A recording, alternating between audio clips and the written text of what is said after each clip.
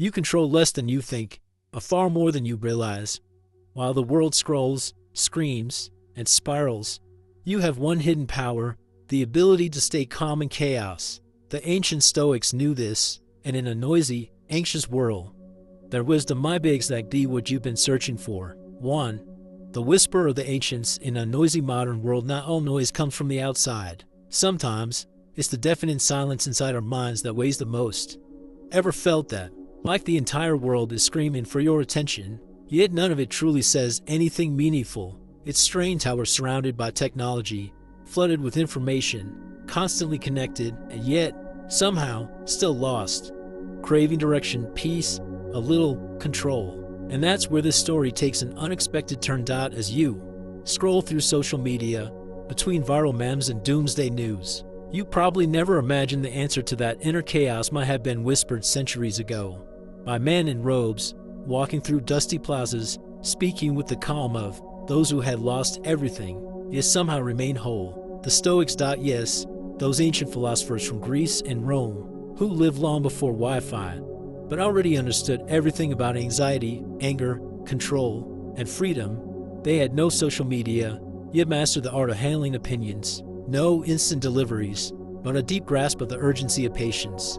If you've ever caught yourself thinking, why do I care so much about everything? Or why can't I just let things go? Then maybe, just maybe, you're in the right place and at the right time. In the coming parts, we'll explore 10 Stoic principles that haven't just survived the ages. They might be more relevant now than ever. These aren't rules to turn you into an emotionless robot. They're invitations to reconnect with what truly matters, to live not with numbness, but with clarity and intention. So take a deep breath.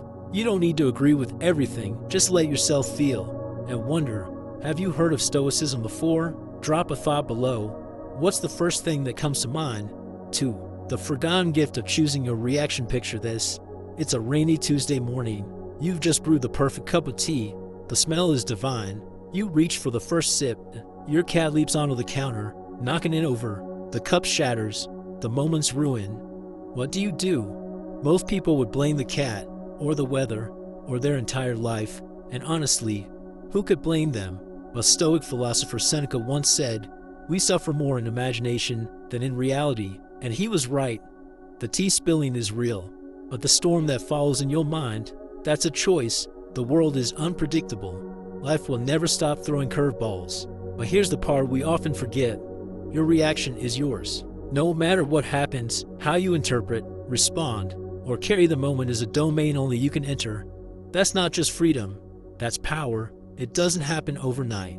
Learning to respond instead of reacting takes awareness, like strengthening a muscle you've neglected your whole life. So the next time your Zoom call freezes or your pizza shows up cold, pause. Notice the rising heat, then choose calm, humor, or even indifference, because the chaos isn't the problem. It's the way we let it echo inside us. Ever tried staying calm in a frustrating moment? Drop your story below. It might help someone breathe easier today. 3.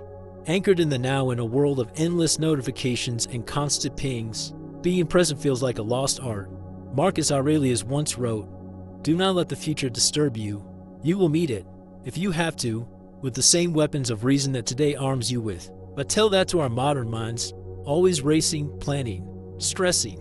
You walk through a park and don't remember the trees. You sit at dinner with loved ones and your thoughts spiral into next week's problems. The now slips through your fingers like sand. The Stoics teach us, this moment, not tomorrow, not 5 years from now, is life. And you're living it distracted. Being present isn't about meditating on a mountain. It's about truly tasting your food, actually listening when someone speaks, feeling the wind on your skin, and realizing you're still here. The past is gone. The future doesn't exist.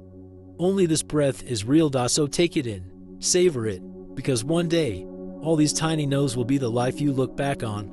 Have you had a moment recently where you felt truly present? Share it below. It might help someone slow down to. 4. The flow of Chengu. Admire the seasons. How autumn leaves fall without resistance. How spring arrives unannounced.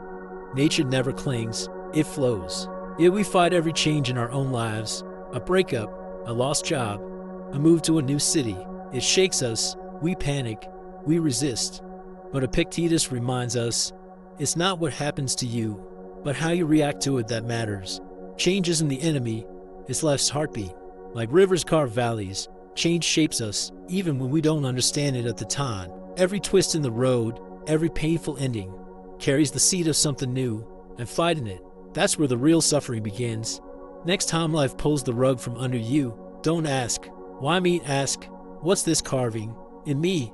Because you, too, are a masterpiece in progress, one moment of surrender at a time. Is there a change you resisted, only to realize later it led to something better? Tell your story below. Someone might need to hear it today. 5. Craving likes. Losing ourselves. Let's be honest. We love the ping of a like, a comment, a follow. It feels good, like we matter, but somewhere along the line, we started chasing that feeling like it was truth. Epictetus said, man is not worried by real problems, so much as by his imagined anxieties about real problems. Today, those imagined anxieties often come with filters and follower counts. Stoicism urges us to detach from the need for approval. Your value isn't measured in likes. It's built in silence, when no one's watching, and how you act, think, and live, even when the audience is gone. Next time a post doesn't perform, or someone throws shade in your DM is, remember, your worth isn't up for vote. You're not a brand. You're a being. Step away from the screen and ask, what do I think of me? That answer matters more than any notification. When was the last time you validated yourself instead of looking for it online? Let's get real in the comments. 6. The rhythm of endings and beginnings lost stings. Whether it's a person, a plan, or a piece of who we used to be. But Marcus Aurelius said, loss is nothing else but change, and change is nature's delight. It's not meant to sound cold. It's a reminder, endings are never just endings. Trees shed leaves, the sun sets, and yet, we trust they'll return, in some form. Life works the same way. What leaves makes room for what's next. What dies clears space for rebirth. Stoicism doesn't say don't grieve. It says, grieve with grace, with the wisdom to know that what feels like the end may be the very soil of your next becoming. Every goodbye carries a quiet hello inside it. You just haven't met it yet. What's something you've had to let go of? And what grew in its place? Someone out there needs your example. 7. Adversity is outcommute, probably cursed traffic, dreaded bills, few met life's unfairness. But what if that tension, that grind, is actually the training ground? Seneca once wrote, difficulty strengthens the mind as labor does the body. Every struggle is your soul doing push-ups. You don't grow in ease, you grow in resistance, in discomfort, in the moments you'd rather quit. But don't. The Stoics didn't fear hardship. They welcomed it, because they saw life not as something to escape, but as something to be shaped by. Maturity isn't avoiding difficulty, it's learning to turn it into meaning. So the next time life feels heavy, ask not why me, but what is this preparing me for? Think of a challenge that made you stronger, even if it didn't feel like it at the time. Share below. Let's turn pain into perspective. 8. True wealth is quiet. Scroll through your feed and you'll see it. The cars, the trips, the watches, the glow dash ups. And yet, many of those posting are still searching. Seneca nailed it when he said, it is not the man who has too little, but the man who craves more, who is poor. True wealth isn't loud. It's not in what you show, but in what you no longer need. Peace. Simplicity. A heart that's content without needing applause. That's richness, and it can't be bought. The Stoics remind us, you can enjoy luxury, but don't let it own you. In the end, the memories matter more than the materials. Your story, not your stuff, will be your legacy. What's something simple in your life that brings you real joy? Share it. Maybe someone else is missing the same treasure. 9. You are not an island. We often think Stoicism is about solitude, but Seneca also said, we are all bound together in a partnership. The Stoic path isn't selfish, it's service. To be grounded within is to be available to others, to be strong for those who are struggling, to lend a hand, not for recognition, but because it's the right thing, whether it's helping a stranger, listening to a friend, or simply smiling at someone who looks lost. Your presence matters more than you think, and lifting others, you rise too. Has someone ever helped you in a moment you really needed it? Share it, and let their kindness echo forward. 10. The sacred pauseway. Race through days, goals, conversations. Always chasing, rarely pausing.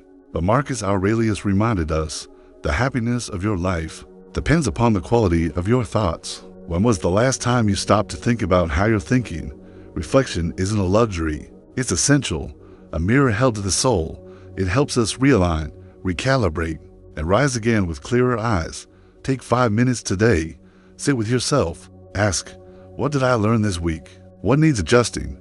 What am I grateful for?